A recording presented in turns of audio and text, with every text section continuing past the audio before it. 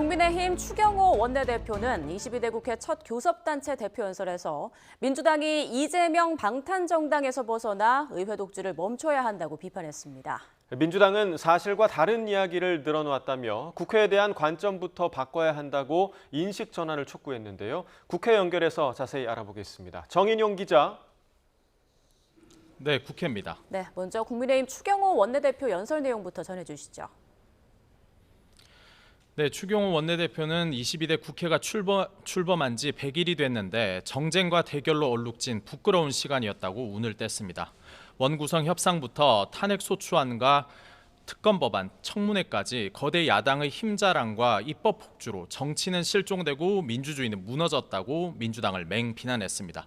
최근에는 민주당이 정부가 계엄령을 준비한다는 가짜 뉴스까지 퍼뜨리고 있는데 탄핵을 한다면 이런 세력을 해야 하는 것 아니냐고 반문했습니다. 그러면서 민주당이 민생을 외면한 채 툭하면 대통령 탄핵을 운운하면서 극한 대결에 몰두하는 배경에는 이재명 대표 사법 리스크가 있다며 방탄정당 굴레에서 벗어나야 한다고 지적했습니다. 들어보겠습니다.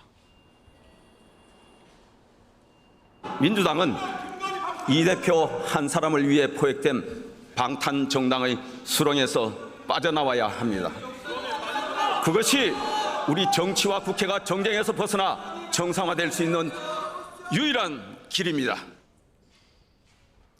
추 원내대표는 민생과 관련해선 4대 중점 정책으로 취약계층 보호와 중산층 세부담 완화 등을 언급했고 연금과 의료, 노동, 재정 등 4대 개혁 과제 완수 의지도 다졌습니다.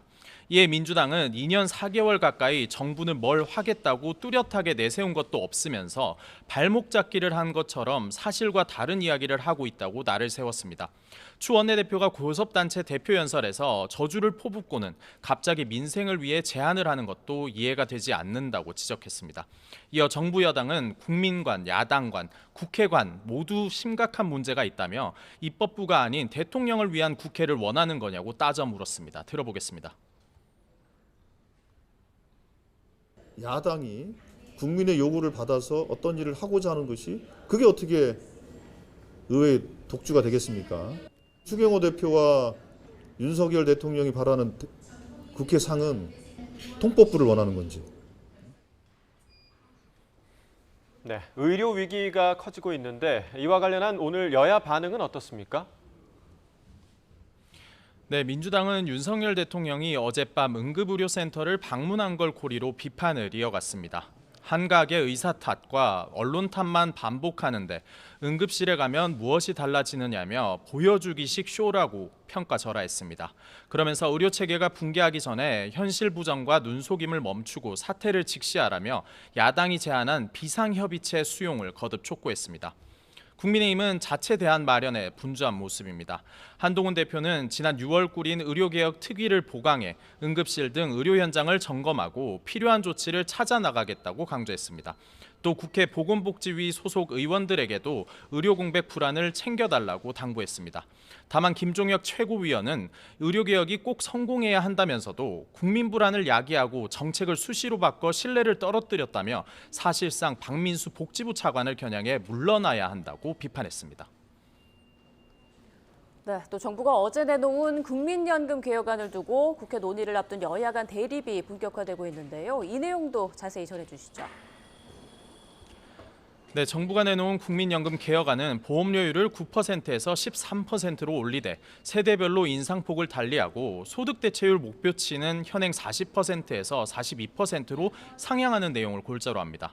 기초연금 인상과 퇴직연금 단계적 의무화 등도 제시했는데요. 국민의힘은 모수개혁에 더해 구조개혁 방향도 담겨 있고 낸 돈을 나중에 돌려받을 수 있을지 불안해하는 미래 세대를 위한 방안이라고 평가했습니다.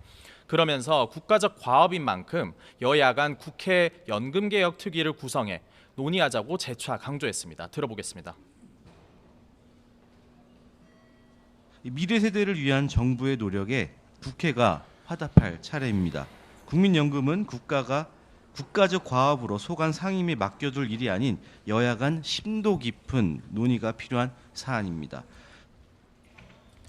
반면 민주당은 재정 안정성에만 초점을 맞춘 반쪽짜리 개혁안이라고 반대 의사를 분명히 했습니다. 세대는 갈라치고 노후 보장은 깎아내렸다며 지난 국회 연금특위 논의 결과를 무시해놓고 또 특위를 하자는 것도 이해하기 어렵다고 덧붙였습니다. 들어보겠습니다.